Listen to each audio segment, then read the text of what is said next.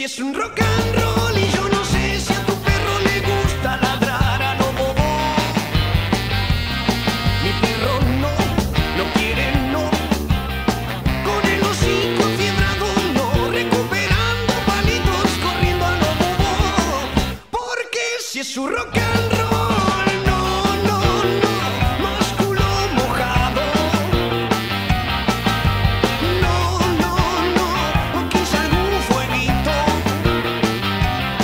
Aquí hay algún fueguito, ensaya mi perro, porque este es su rock and roll.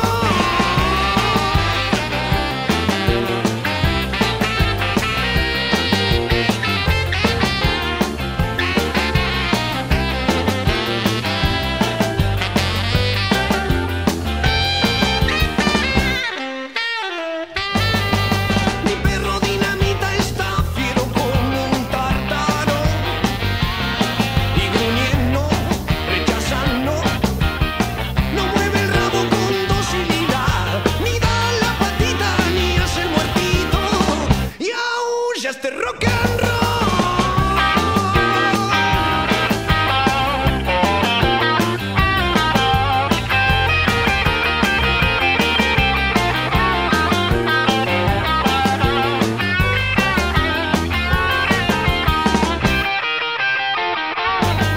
Yo no sé si a tu perro le gusta ladrar a lo bobo.